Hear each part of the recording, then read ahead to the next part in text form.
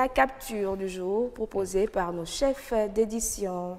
Nous allons voir. Ah, on n'en a pas parlé. Vendredi dernier, c'était la tabaski. Rock. Ouais. Nos viandes. Bon. Parce qu'il faut le dire en passant que vous êtes Aladji. Oui, El Hadj Rokiou. Rokiou. Non. Nos viandes. Bon, je vous ai espéré, vous n'êtes pas venu chercher vos morceaux. Non, mais donc, moi, je vous ai dit que je vais le dire devant les téléspectateurs. Et comme le bon musulman, vous avez quand attendu. il tue, il partage la viande à n'importe qui il voit. Ouais, je me rappelle très bien de ce vendredi-là. Vous avez attendu 21h pour m'inviter chez vous. Vous imaginez? Mais vous n'êtes pas venu. À 21h, faire quoi chez vous? Vous seriez venu prendre votre morceau de viande. Non, il fallait me le dire plus tôt. J'ai au moins affiché ma bonne volonté. Alors, nous allons voir rapidement l'image. Et puis, on voit le monsieur qui parle, il a acheté le mouton, il parle à sa femme. Il dit, tu prends la moitié pour faire brochette. Un peu pour faire viande grillée, l'autre côté pour faire sauce arachide, les pâtes et les tripes pour faire sauce piment, la peau pour tapis de prière. Et l'autre côté, il dit, faut enregistrer son cri pour faire sonnerie de ton portable aussi. Maudit là. Apparemment, le mouton a coûté cher. Ah oui, le mouton a coûté cher et on ne veut rien perdre. On veut s'assurer d'une gestion, d'une consommation judicieuse. C'est ça. Et pas de perte. Et j'ai bien aimé la réaction de l'autre. Oui. Il faut enregistrer le son. Encore que c'est possible aussi. Oui. Si vous constatez que votre mouton bêle bien, vous pouvez mettre votre téléphone et enregistrer. Et enregistrer, après faire ça. Ah, pourquoi pas? Comme sonnerie. Pourquoi pas? Non, ça c'est exagéré. C'est vrai, avec la crise sanitaire que nous traversons, ça a pris un peu de coup.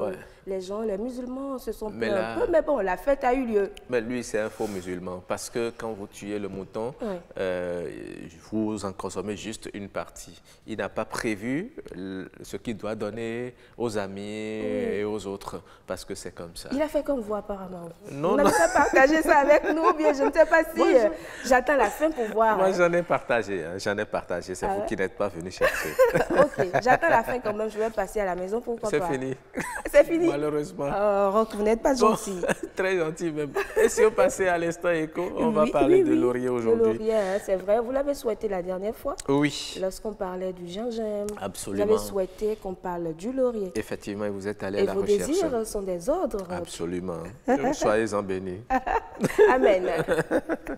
Alors, on parle aujourd'hui du laurier qui est un aromate dont la feuille possède plusieurs bienfaits. Le laurier est très sensible aux températures trop basses dès les premières années de sa vie. Il faut arroser abondamment la plante pour l'aider à prendre racine plus facilement. Et ce petit arbre peut tout de même atteindre les 10 mètres en pleine terre. Il faut attendre près de 8 à 9 ans roc pour donner des feuilles. De nombreuses plantes sont cultivées pendant des années avant d'être commercialisées. Et les feuilles de laurier sont utilisées et transformées à plusieurs fins, que ce soit à la cuisine ou en décoction. Ça, vous le savez? Oh, bien sûr, je le sais. Et ça a des vertus énormes. Oui. Je sais que vous avez travaillé sur le sujet. Oui, j'ai réalisé un documentaire là-dessus, c'est énorme. Vous aurez l'occasion de le suivre sur nos antennes, sur BB24, sur la télévision nationale de l'autre côté également. Il y a des vertus et il y a beaucoup de personnes qui ont commencé à s'investir dans la production du laurier. Eh bien, le laurier relève la saveur des plats mijotés, des sauces et de nombreuses autres recettes traditionnelles. Certaines personnes aiment l'utiliser directement dans les repas, mais d'autres préfèrent sécher.